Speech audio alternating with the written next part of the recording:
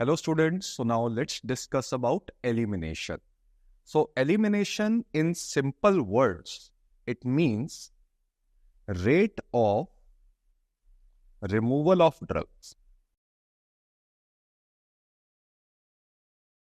Now in absorption we discussed when we take any oral drug or by any other route, the drug comes into the body with time. Same thing happens with elimination.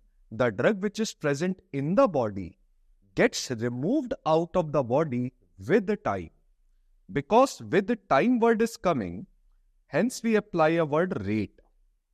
So can we say what will be the units? Units will be this much milligram of the drug gets removed out of the body in this much minute of time. So this is elimination, which is sometimes known as elimination rate also. Now in elimination, we have to discuss two things. First thing which comes in our mind is, sir, from where the drug will get removed? That is site of elimination. And the second thing we are going to discuss is that at what speed the drug will get removed out of the body. So that by speed, we mean kinetics of elimination. So how the drug will remove? Site of elimination. By what speed the drug will remove is kinetic. Now site of elimination, it is also known as excretion. But we discussed in the previous section that what do you mean by elimination? Elimination is equal to first metabolize the drug into water soluble form and then remove the drug through some route or pathway or site which is known as excretion. Okay? Excretion is the route or site of elimination of a drug. Now the most common organ which is responsible for metabolism of a drug was liver. And the most common route of or site of elimination, that is excretion, is kidney. That means most of the drugs are eliminated in urine. Okay. Now let's start first with excretory pathways. So from where the drug gets excreted? So just think about all body secretions you know. The drug will get out through this body secretions. So let me write it for you. Like urine, bile, any other secretion we remember? Yes, like sweat, saliva, tears, milk in a lactating female, and gases also which we exhale through lungs. Now out of this, most of the drugs they get removed out through urine. So urine is the major excretory pathway for the drugs. Now bile is not, that we will discuss shortly. Now just remember a class of a drug which is excreted in sweat, saliva and milk, MCQ. We know that sodium is excreted in sweat, saliva and milk. If you remember chemistry, above sodium, we had a metal known as lithium. So lithium is also like sodium. So question comes, which drug in a very good amount is also excreted in sweat, saliva and milk is lithium. Apart from lithium, we can write other drugs also, like metals like mercury. So metals poisoning when occurs, the drug may get excreted in sweat, saliva and tears. Now, the drug which is excreted in a very great amount in milk, and if the drug is very toxic, would you advise breastfeeding to that mother? The answer is no. Certain drugs which are contraindicated during lactation, either don't give the drug or don't do breastfeeding. So the drugs which are contraindicated during lactation, we can remember with the help of a mnemonic, small. So first is sulfonamides.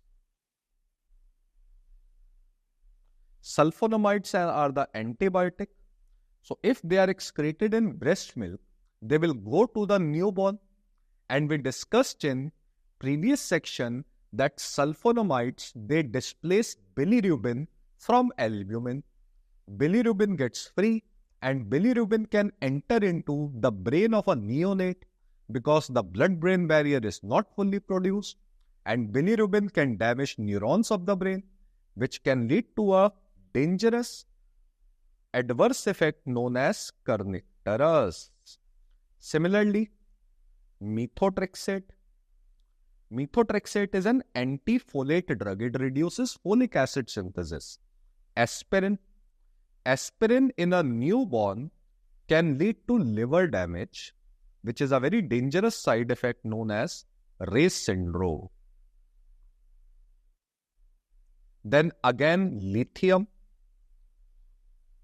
And which anti-epileptic drug gets excreted in greatest amount in breast milk? That is levetiracetam. Now, the drugs which are excreted in gases, they can be removed as such, like anesthetic gases, isoflurane, sevoflurane, halothane, etc.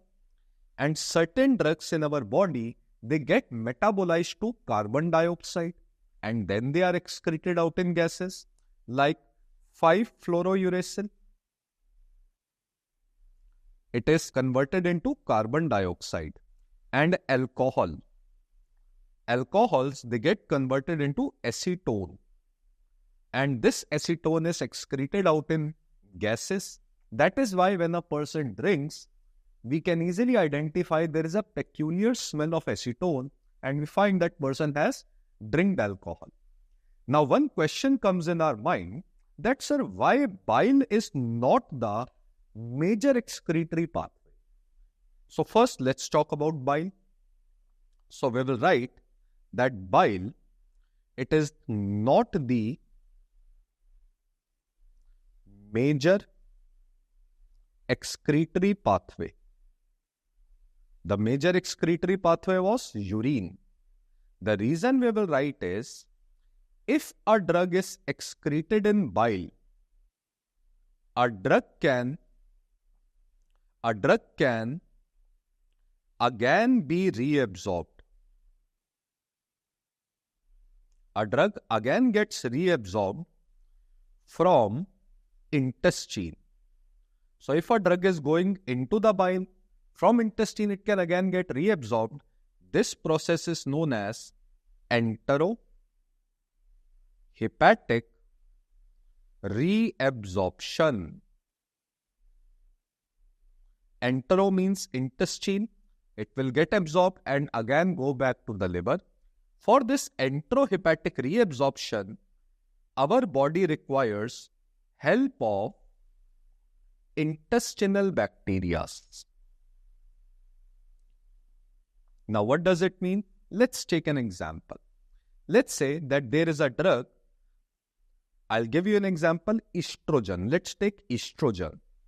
So there is a drug which is getting excreted out in bile. Let's call this drug as estrogen.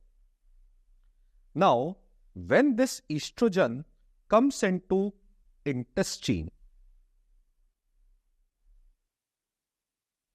normally this estrogen, when excreted in bile, it is conjugated by a molecule known as glucuronide, okay, which we discussed in metabolism, which makes estrogen water soluble. Now, when this estrogen comes into intestine, in intestine we have bacteria, and intestinal bacteria, they make an enzyme known as glucuronidase. They make an enzyme, glucuronidase. The function of glucuronidase is to remove this glucuronide group from estrogen. Can we say glucuronide makes estrogen water soluble? And if we remove glucuronide group, again the estrogen becomes lipid soluble. And this lipid soluble drug again can get reabsorbed. And it again goes back to the liver. So can we say we require intestinal bacteria for reabsorption of a drug, and this reabsorption is known as enterohepatic reabsorption. Now, what is the importance? The importance lies is that if we give antibiotics, let's write two names of antibiotics which are asked in MCQ: doxycycline, ampicillin. Antibiotics, they kill intestinal bacteria.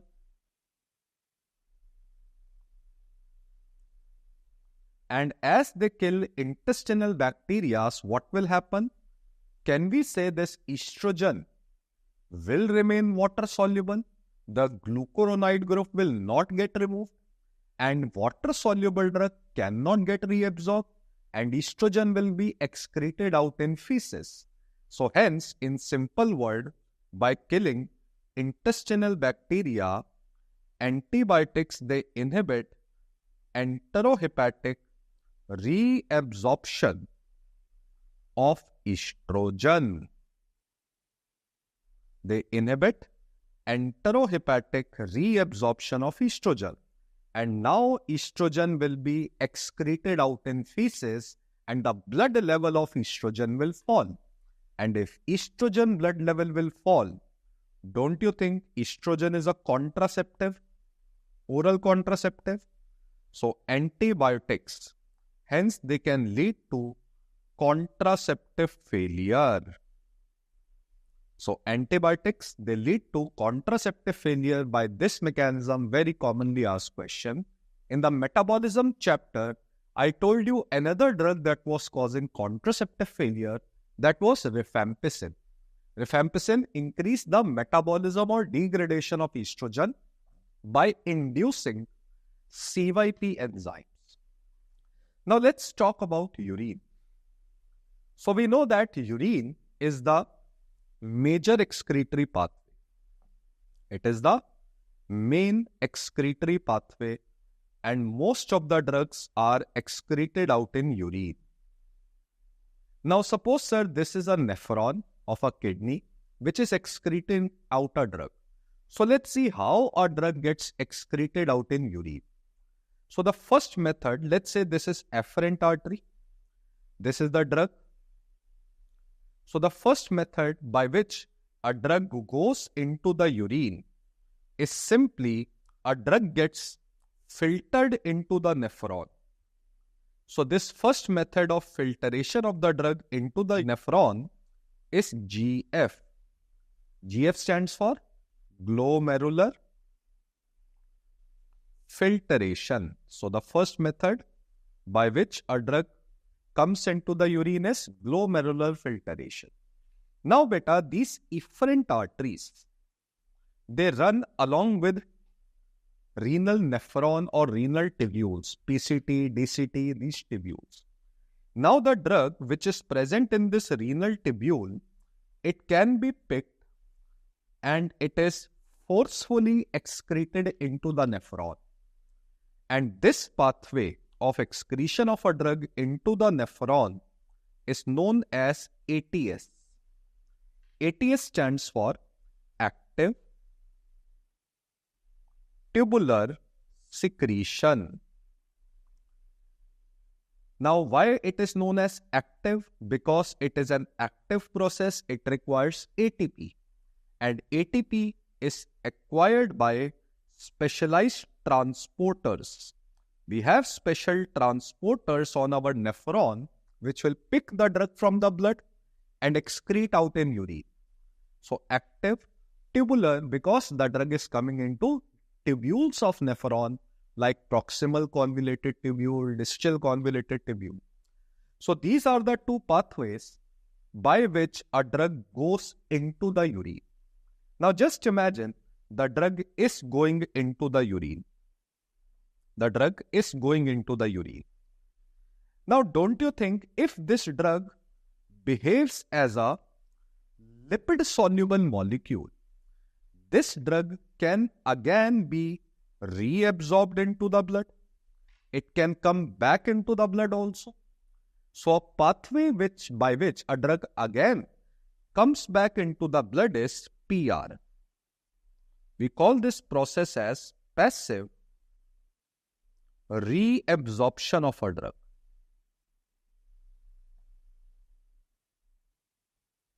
So drug can again be reabsorbed back into the blood and drug might not get excreted out in urine.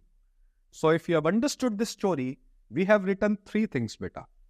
The first is glomerular filtration. Second is active tubular secretion.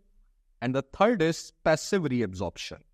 Can we say two pathways are making drug move into the urine? That is glomerular filtration and active tubular secretion.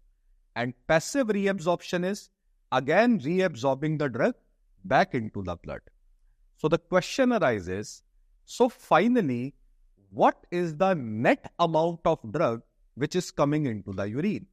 So the net amount of drug which is coming into the urine, we call it as net urinary clearance of a drug. Why I am using the word clearance? Because we are discussing elimination. So in elimination, we use the word clearance. So net urinary clearance of a drug is glomerular filtration plus active tubular secretion minus passive reabsorption of a drug. Agree? Now, beta, we all know what is the normal GFR. We all know the normal GFR is around 125 ml per minute. Now, just imagine you are getting drug more than GFR into the urine. So, it means if this NUC, net urinary clearance, is more than GFR, what does it mean? Can we say the drug is also getting excreted through some additional pathway? That means if the net urinary clearance of a drug is more than GFR, can we say active tubular secretion is also a dominant factor? It is also occurring. And similarly, if net urinary clearance, NUC, is less than GFR, what does it mean? That means the drug is also getting passively reabsorbed.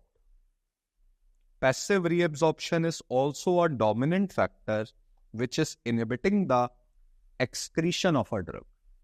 So let's discuss these three factors one by one. Let's start first with glomerular filtration of a drug.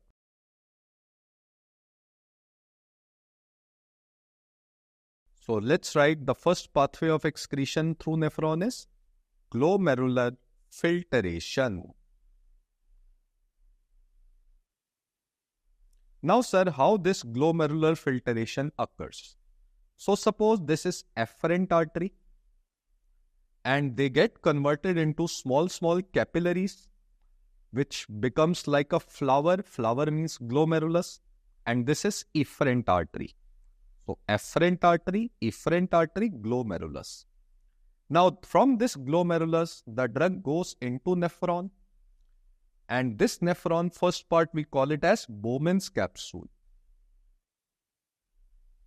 Bowman's capsule. Now glomerulus is a capillary. And capillaries, they contain endothelial cells.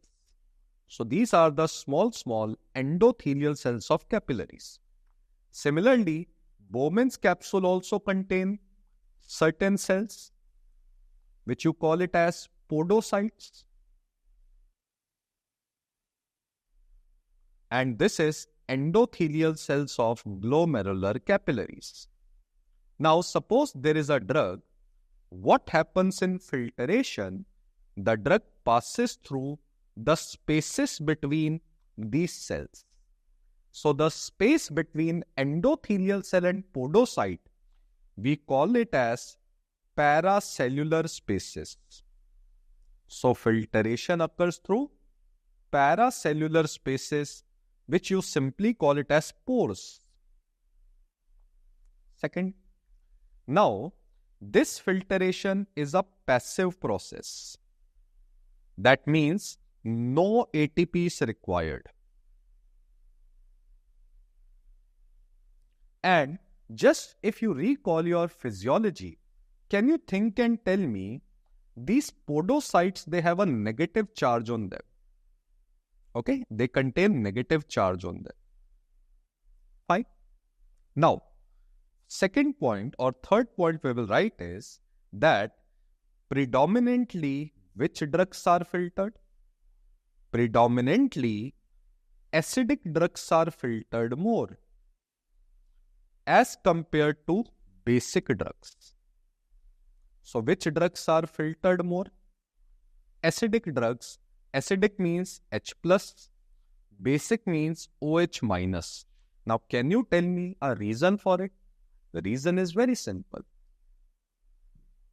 Podocytes, they carry negative charge, and negative charge will repel basic drugs. That is why acidic drugs are filtered more. Now, a very important question which comes very frequently. We know that in our blood, which is present in glomerulus, in our blood we have large plasma proteins.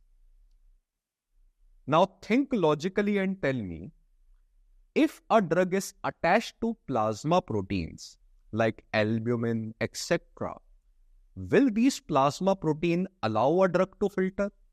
The answer is no. That is why a very commonly asked question, plasma protein binding of a drug, what do you think? Will increase glomerular filtration or reduce? It will reduce glomerular filtration.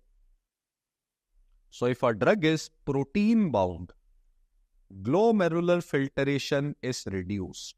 This is a very frequently asked question. Now let's talk about the second pathway by which the drug was coming into the urine. That is active tubular secretion. Active tubular secretion. So suppose this is a renal tubule. I'll make proximal convoluted tubule for a moment, PCT. And these are the arteries which are running in parallel to these tubules. Now on our tubules, we have special transporters. These transporters, they will pick the drug from the blood. And this drug is forcefully excreted in urine. This is known as active tubular secretion. So in active tubular secretion, it is an active process. It is an active process. That means ATP is required. Okay. Second point, in active tubular secretion, both free form of the drug plus protein bound form of the drug, both can be excreted. While in glomerular filtration,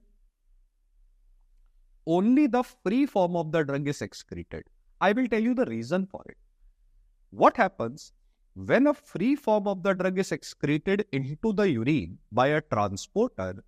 The protein-bound drug, to maintain equilibrium, gets converted into free form. And that free form is again excreted into the urine.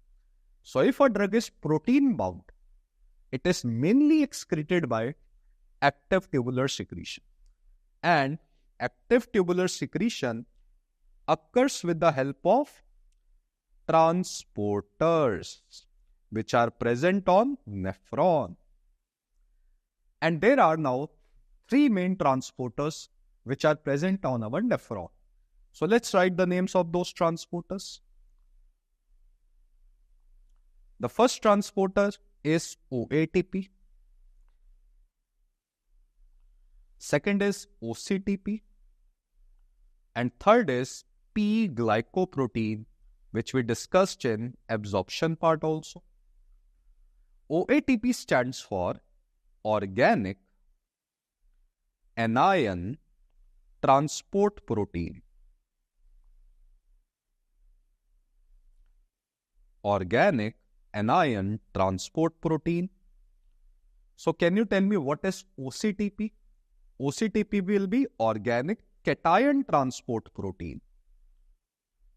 Now, Organic Anion Transport Protein, it will excrete acidic drugs.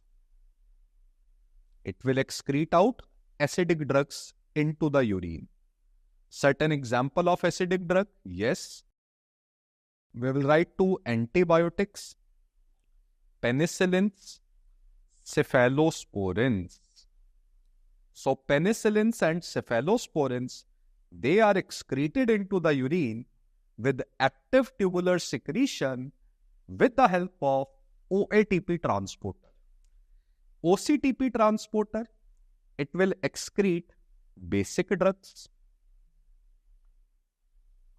So we'll write one example of basic drugs like tubocurare. Curare are muscle relaxant drugs.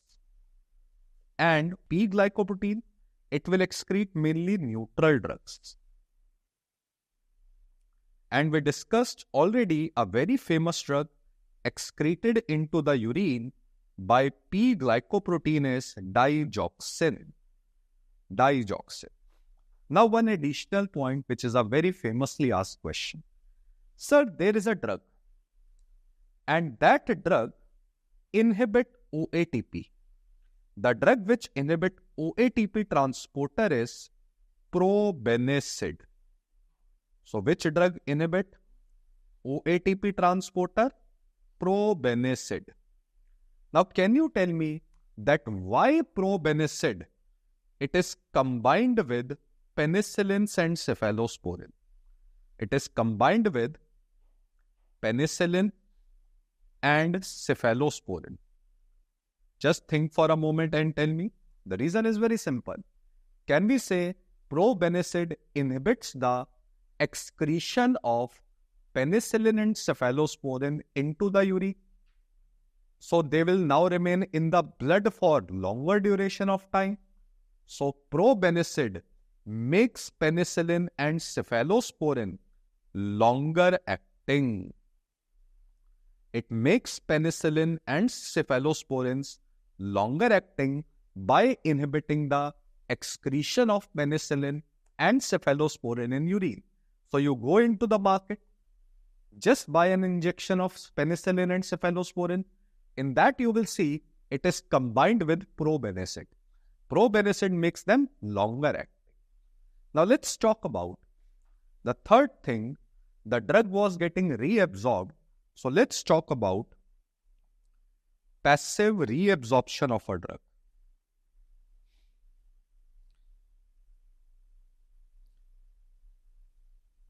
So passive reabsorption of a drug.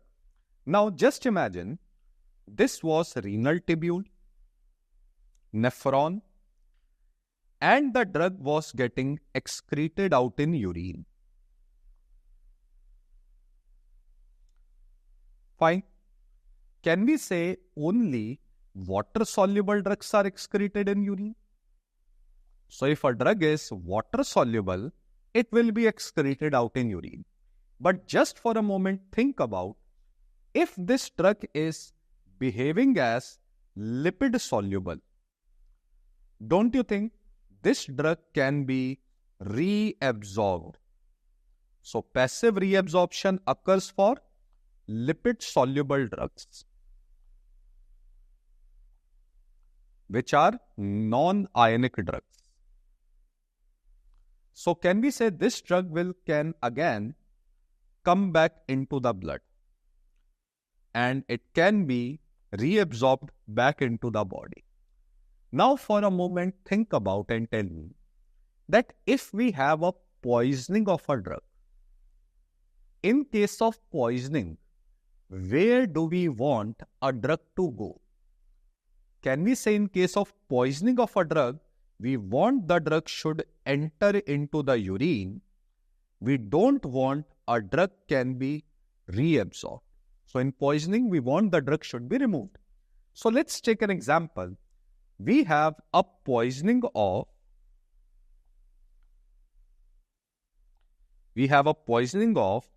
weak acidic drug. And similarly, we have a poisoning of weak basic drug.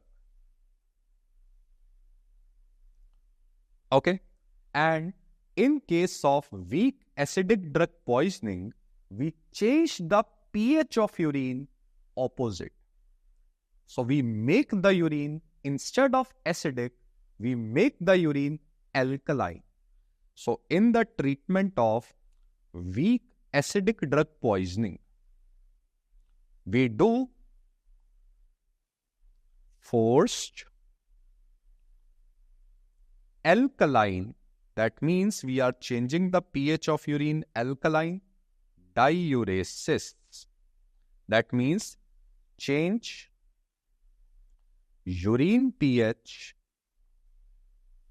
alkaline. Alkaline means basic. Similarly, in the treatment of weak basic drug poisoning, we do forced acidic diuresis. That means we change the pH of urine acidic. Now, sir, why we are doing this? Because acidic drug in alkaline urine becomes water soluble, and basic drug in acidic urine or opposite pH becomes water soluble. So this makes the drug more water soluble. So the drug becomes more water soluble. And if the drug becomes more water soluble, it will inhibit passive reabsorption of a drug. So drug will now not get reabsorbed. Okay? So change the urine pH opposite. How we do it? We do forced alkaline diuresis by giving a drug known as sodium bicarbonate.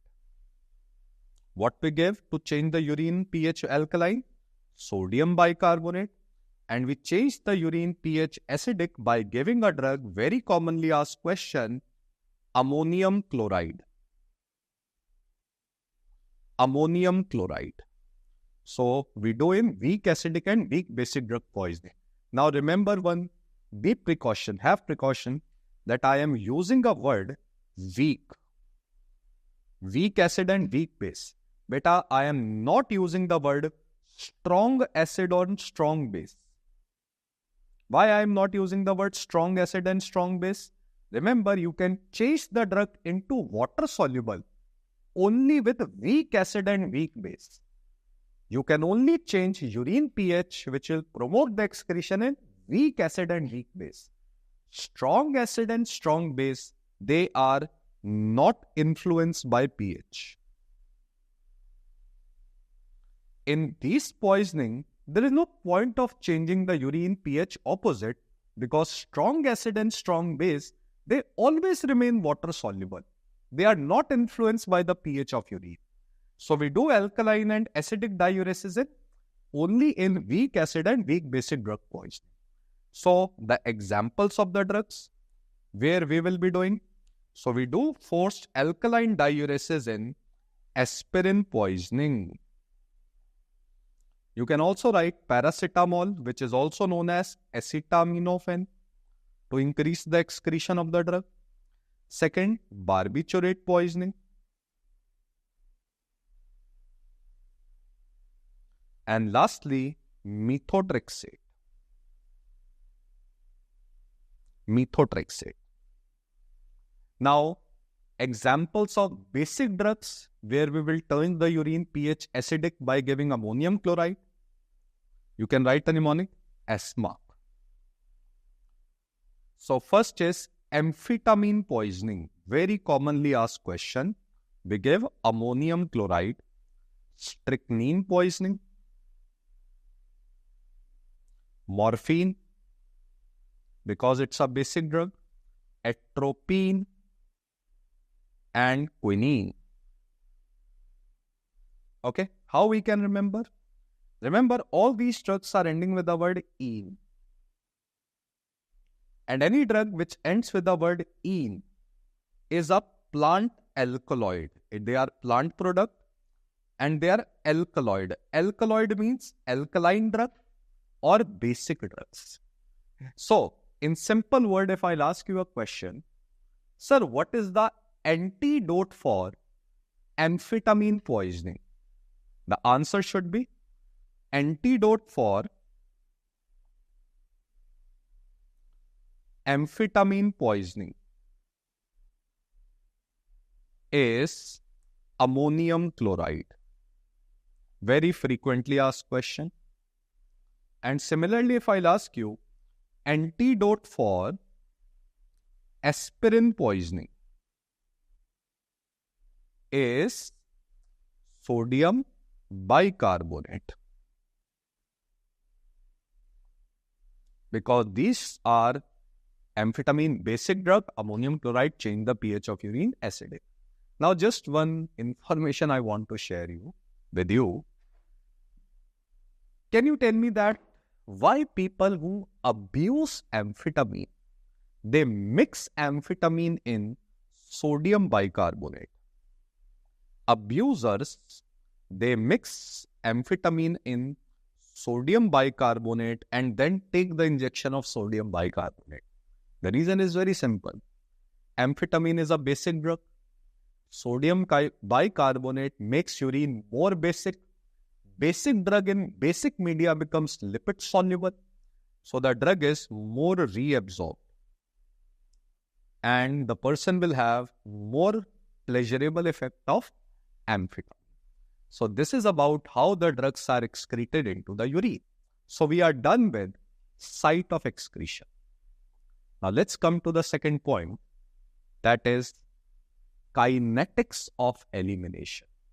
Kinetics means by what speed the drug will get excreted out in urine. For that, we must first understand a concept of clearance capacity. Now let's understand. Sir, suppose you have given a drug to your patient and this is plasma. So this drug is getting circulated in plasma. Can we say the drug which is present in plasma is the concentration of the drug? And the units of concentration is milligram per ml. Now this drug went to an organ, let's say kidney. And this kidney excrete the drug into the urine. So this kidney excretes the drug into the urine. Now, the drug which you are finding in urine is known as elimination rate. That means this much amount of drug you are finding in urine in this much amount of time. So the drug you are finding in urine is elimination. Now, don't you think this organ, kidney, who is excreting the drug, must be having some power to excrete the drug? Who is doing the work? Kidney is doing the work. So this kidney is having some power to eliminate a drug. The power of an organ to eliminate a drug is known as clearance capacity. So what is clearance capacity? It is the power or capacity. So it is power or capacity of an organ to eliminate a drug. So many times students, they confuse between elimination rate and clearance capacity. Elimination rate means the amount of drug you are getting out of the body in urine. The organ is having some power to eliminate a drug. That is clearance capacity. So can we say from this diagram, if there is more amount of drug in plasma, more drug will come into the urine? Obviously. So can we say that elimination, which is E, is directly proportional to the concentration of the drug in plasma? And if an organ is having very high capacity, high power, more drug will be eliminated into the urine. Yes. So elimination is also directly proportional to CL. CL is clearance capacity, the symbol. From here, let's make a formula that elimination is clearance into concentration of a drug. Fine. But just write a point. This formula is only for first order kinetics. When the clearance capacity is very good, what is that? We will discuss shortly. So now we got a formula. Elimination is equal to clearance into concentration in first order kinetic. From this formula, can you tell me the units of clearance? Clearance into concentration. Which concentration we are talking about? Plasma concentration. From this formula, can you tell me the units of clearance? Yes, we can calculate. The units of elimination was milligram per minute. And the units of plasma concentration was milligram per ml. So can you tell me the formula? Very simple now to calculate. Milligram and milligram will cut. ml will go there. So the units of clearance capacity is ml per minute. ml per minute. ml means plasma volume. Minute means time. From here, from this units, we get another definition of clearance capacity. The first definition we discussed, power or capacity of an organ to eliminate a drug. Another definition is, it is the volume of plasma, that is in ml, that is cleared of a drug in a unit time. In simple word, from the plasma, in how much time the drug will get reduced in plasma. This is simply clearance capacity. So if you have understood this simple concept, on the basis of clearance capacity, now we will determine by what speed the drug will be excreted out into the body secretions like urine. So in first scenario, just imagine the power of this organ is very good. So if this clearance capacity is very good, can we say the drug will remove into the urine very fast? So when the clearance capacity is very good, the drug will follow first order of kinetics of elimination. So the drug will be excreted very fast. The drug will follow first order kinetic.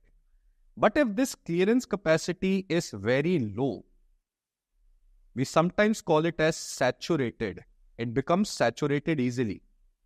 Then the drug will follow zero order kinetics of elimination. And can we say now the drug will get removed into the urine very slowly?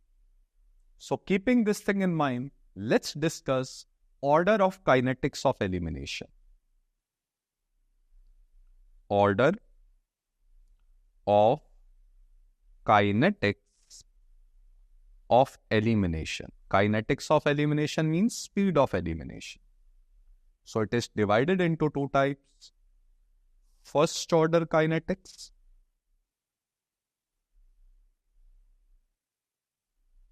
and zero order kinetics.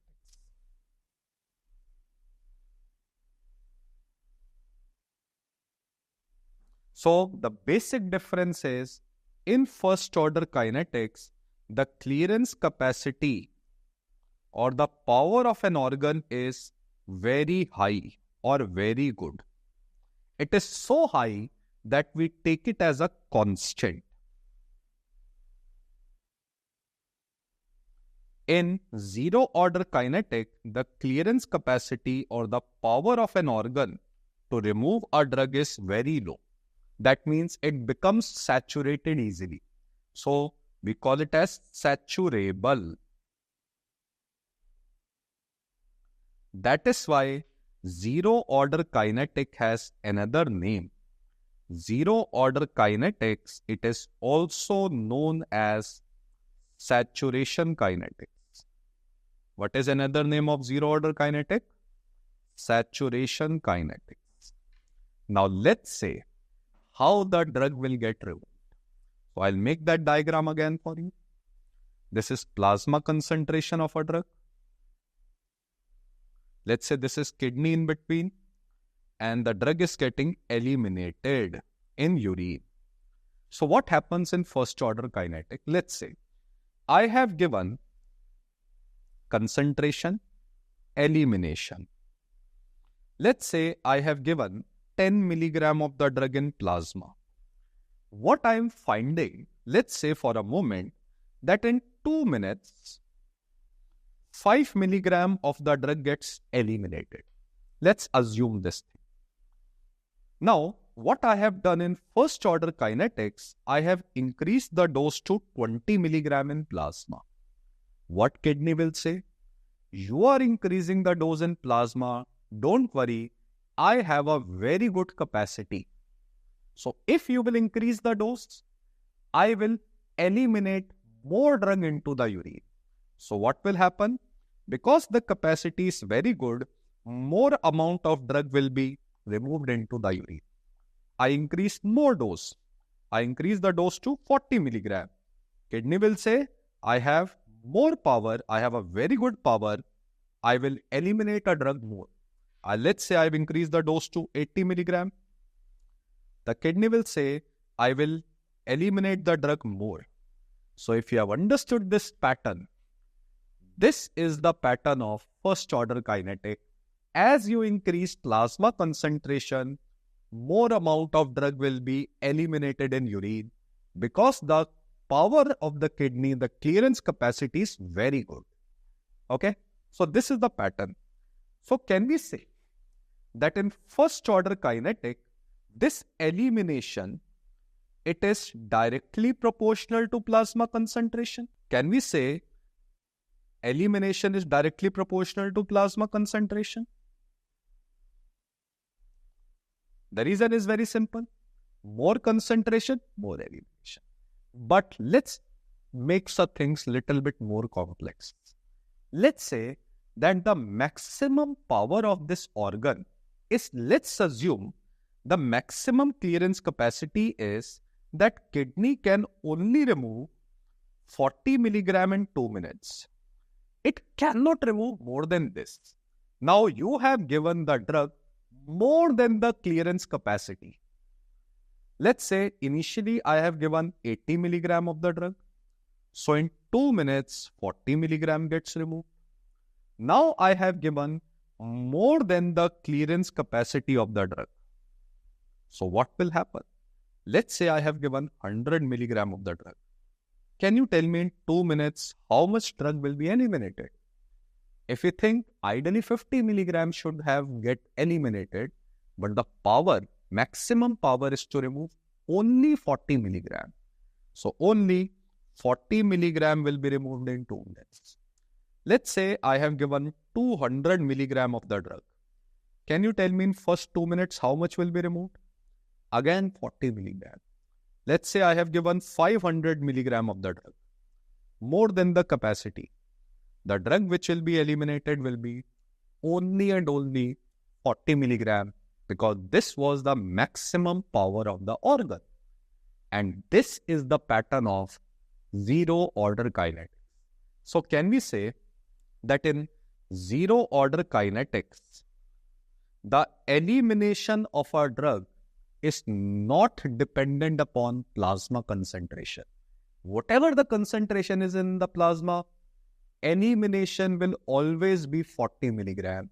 So in this case, elimination of a drug is constant and it is independent of plasma concentration. It does not depend upon plasma concentration. So if you have understood this simple concept, let's write few points of comparison between first order and zero order kinetics. And this is a very important question. Many times question comes on difference between first order kinetic and zero order kinetic. Remember that pattern in your mind. So in first order kinetic, elimination of a drug is directly proportional to plasma concentration.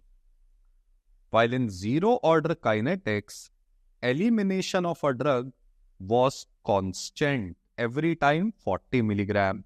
It means it is independent of plasma concentration. Now, can you recall that in how much time the drug was becoming half? I'll show you this slide again. To make 80 milligram to 40, we require only 2 minutes. To make 40 milligram 20, we require 2 minutes. So whatever the concentration you are giving in first order kinetic, in every 2 minutes, the drug is becoming half. So the time required to make a drug half is known as half-life of a drug. Symbol is T half. Can we say every time it is 2 minutes? So half-life of a drug is constant in first order kinetics. But what about zero order kinetic? Remember, if there is more plasma concentration and only 40 milligram of a drug is removed, more the plasma concentration, more time the drug will take to become half, because only 40 milligram is getting removed. So in zero order kinetic, half-life of a drug, that is T half, is directly proportional to plasma concentration. More the plasma concentration, more the time the drug will take to become half. So if you have understood these 2 points, just see this pattern. Can you tell me which thing is constant in zero order kinetic? Elimination. And which thing is constant in first order kinetic? That is half-life. And in first order kinetic, which thing is directly proportional to plasma concentration? Elimination. And which thing is directly proportional to plasma concentration in zero order? Half-life. So they are becoming exchanged. Third point, in first order kinetic, a constant fraction of a drug, let's say 50%, I have taken an example, is eliminated. Every time 50% drug was eliminated in a unit time. While in zero order kinetic, a constant amount of a drug is eliminated. Let's say every time 40 milligram of the drug was getting eliminated, is eliminated. Okay. Now, most of the drugs, they show first order kinetics. Most of the drugs, they undergo first order kinetics. And very few drugs, they undergo zero order kinetics, or they follow zero order. So we are going to discuss examples of those few drugs which show zero order kinetics shortly. Now let's make a graph. So let's make a graph, concentration time graph, that how the drug reduces in plasma in first order kinetic and zero order kinetic and zero order kinetic.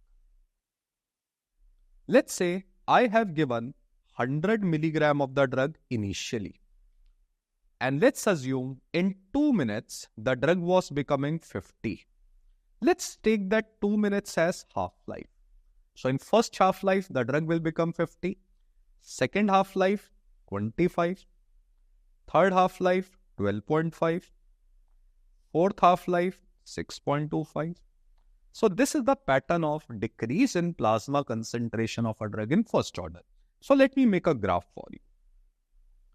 Let's call this graph as concentration time graph, concentration in plasma. So if I have given 100 milligram of the drug initially, and let's take this time in half-life. So in first half-life, the drug will become 50, then 25.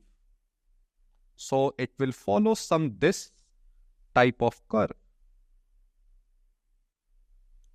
Okay, so let's see 100, then 50, then 25, then 12.5, then 6.25.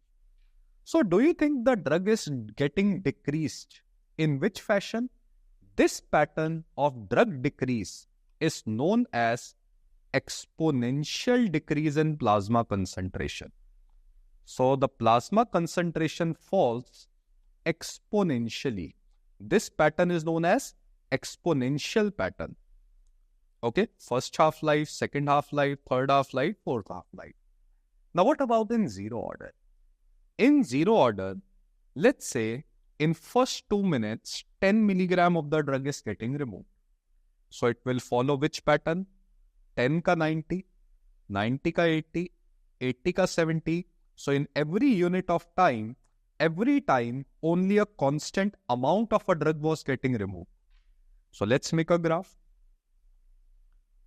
So the graph will be something like this, a straight line. So concentration, time graph. So the drug will be 100, 90, 80, 70, 60. So in every unit of time, the drug will get reduced in equal amount of 10 milligram of the drug will be removed. This fall in plasma concentration in a drug is known as linear decrease. So in simple word, we have to remember is that in first order kinetic, there is exponential decrease in plasma concentration, while in zero order kinetic, there is linear decrease in plasma concentration. So let's talk about the examples of the drugs which show zero order kinetics. Zero order kinetics. So examples of the drugs which show zero order kinetics at therapeutic dose. Which show zero order kinetic at therapeutic dose. So those drugs which show zero order kinetics are, mnemonic is WhatsApp. WhatsApp. Okay. W for warfarin. One anticoagulant drug. Heparin. Alcohols. One drug for asthma known as theophylline. Salicylates. Aspirin. In bracket you will write high dose. And very important, phenytoin, one anti-epileptic drug. And most of the time, you will be asked 3 drugs from this list. So those lists is A, alcohol, theophylline, and phenytoin. This ATP word comes as a most commonly asked question. So these are the drugs which show zero order kinetic. But let me ask you one question. If you saw that pattern of first order and zero order, as we are increasing the dose of the drug till 80 milligram, the drug was showing first order kinetic. And when we increase the dose from more than 80 milligram, that means if we are giving a drug more than the clearance capacity, the capacity becomes saturated and the drug starts following zero order kinetic. So the point is, all drugs in low dose will show which order of kinetics? All drugs in low dose, they show first order kinetic. And that same drug in very high dose, it shows zero order kinetic. Same drug in very high dose shows zero order kinetic. That means if we give phenytoin in very low dose, it will show first order kinetic. Same phenytoin at very high dose, if we will give, the capacity becomes saturated, it shows zero order kinetic. So one question comes, sir, then why you are telling us that phenytoin shows zero order kinetic? The reason is we have written something, therapeutic dose. Therapeutic dose means the dose which we are giving to our patient, at which the drug produces beneficial response. Remember, phenytoin is an anti-seizure drug. It suppresses seizure. Now the dose of phenytoin to suppress seizure in a patient is very high dose. At such a high dose, it suppresses seizure, but in such a high dose, phenytoin shows zero order kinetic. If you give that same phenytoin in very low dose, it will show first order kinetic, but its anti-seizure or therapeutic effect will not come. So we have to determine which dose we are giving to our patient. The dose which we are giving to our patient to treat some disease is therapeutic dose. So phenytoin shows zero order kinetic. At which dose? Very high dose, which is the therapeutic dose of phenytoin. Okay? So these drugs, their therapeutic dose is very high, at which they show zero order. But this concept has an exception. Except, first is alcohols. Now, alcohols, they only show pure zero order kinetics. Alcohol shows pure zero order kinetics at all doses. Alcohol does not show first order kinetic at any dose. To remove alcohol from our body, our clearance capacity is negligible. We don't have capacity to remove alcohol, and in another way you can think like that, it's a gift of God to us. Put 30 ml, enjoy your life. You will have a very good effect. Now, second exception we will write is that phenytoin in therapeutic dose, it shows both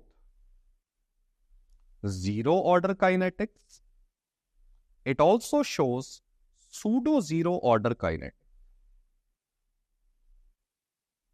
So phenytoin shows both zero order and pseudo zero order kinetic at therapeutic dose.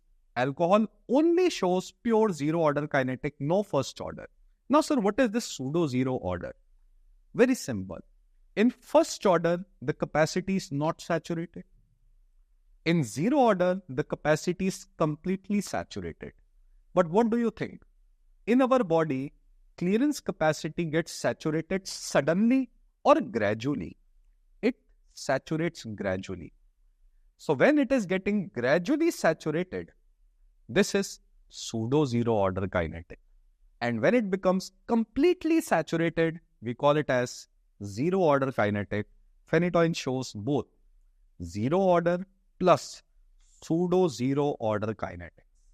And this finishes our order of kinetic, which is a very commonly asked question.